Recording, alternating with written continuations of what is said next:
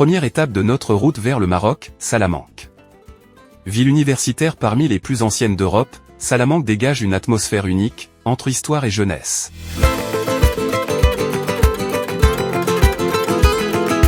Fondée à l'époque romaine, elle a traversé les siècles en conservant un patrimoine exceptionnel, aujourd'hui classé à l'UNESCO.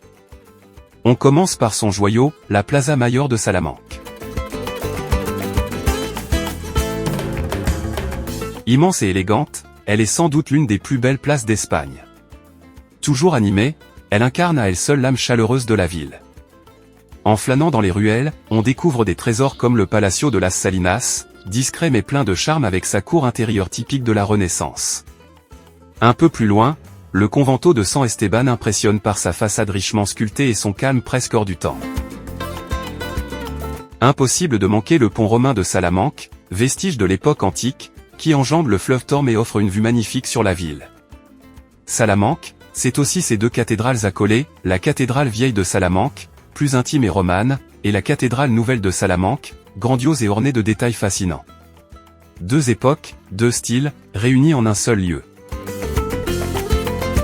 Enfin, l'université pontificale de Salamanque rappelle l'importance intellectuelle de la ville, où étudiants du monde entier viennent encore aujourd'hui faire vivre ses rues. Une première étape riche en découvertes, entre pierres dorées, histoire et douceur de vivre, avant de reprendre la route vers le sud.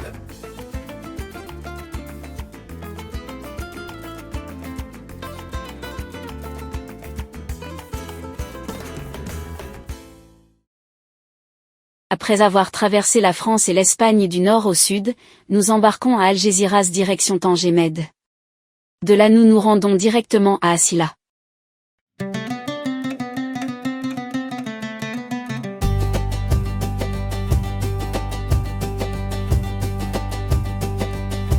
Située sur la côte atlantique du nord du Maroc, Asila est une petite ville qui séduit par son atmosphère paisible et son charme artistique.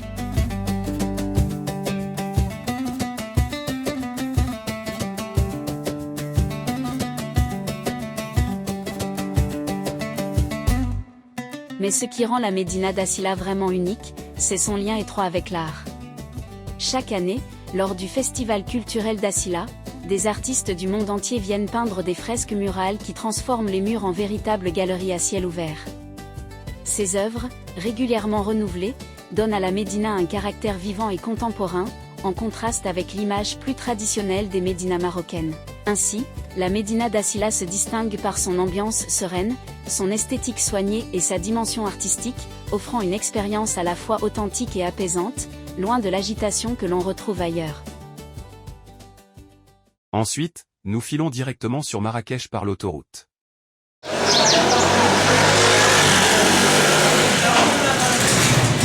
Marrakech, c'est d'abord une vague. Une agitation constante, presque hypnotique. Les scooters zigzaguent, les voix s'entremêlent, les odeurs d'épices et de grillades flottent dans l'air. La ville ne s'arrête jamais, elle pulse, elle vit, elle déborde.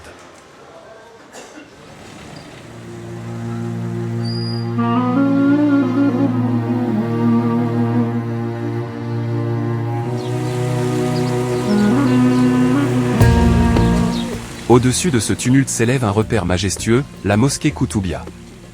Avec son minaret emblématique visible de loin, elle domine la ville depuis le XIIe siècle.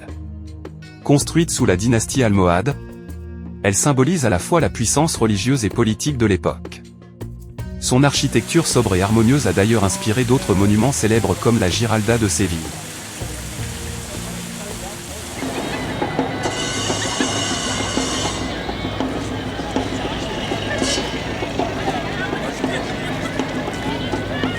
Puis, le cœur battant de Marrakech, la place Jemaa El Fna.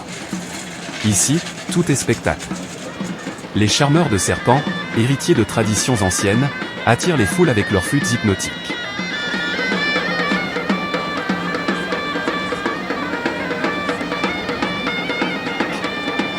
Depuis des siècles, cette place est un théâtre vivant, classé au patrimoine immatériel de l'humanité, où conteurs, musiciens et marchands perpétuent une culture orale unique.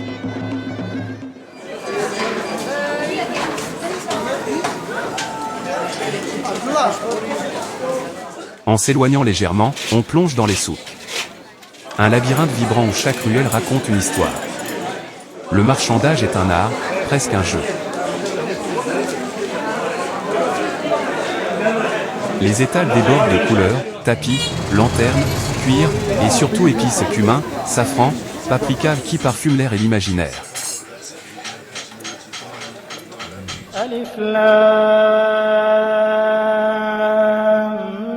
Mim. On arrive ensuite dans le quartier de Médersa Ben Youssef. Ancienne école coranique fondée au XIVe siècle puis reconstruite au XVIe, elle accueillait des centaines d'étudiants venus étudier le Coran et les sciences islamiques.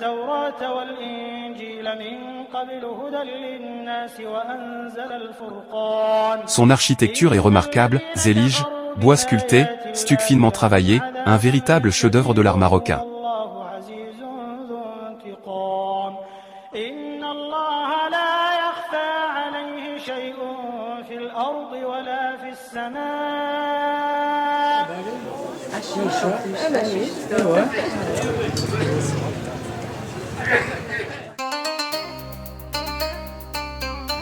Après avoir tourné à sa recherche, nous arrivons au jardin secret. Derrière ces murs discrets se cache un ancien riad restauré. Autrefois résidence de notables, il témoigne de l'art des jardins islamiques. Malheureusement, il nous déçoit un peu.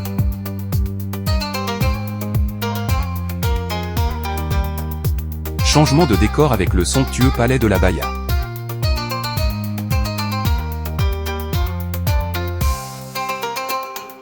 Construit au XIXe siècle, ce palais devait être le plus grand et le plus beau de son temps.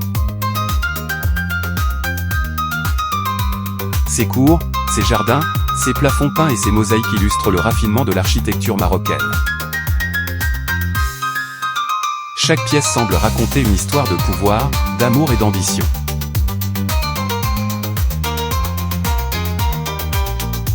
On passe ensuite par la Bab Agnaou, une des portes les plus impressionnantes de la Médina.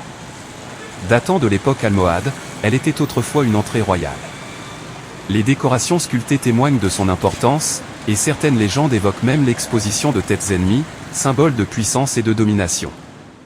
Enfin, on termine par les tombeaux sadiens.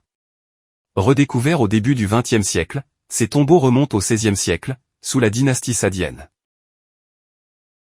Ils abritent les sépultures de sultans et de membres de la cour, dans un décor d'une grande finesse. Nous quittons Marrakech pour traverser l'Atlas, direction Ouarzazate et le pays berbère.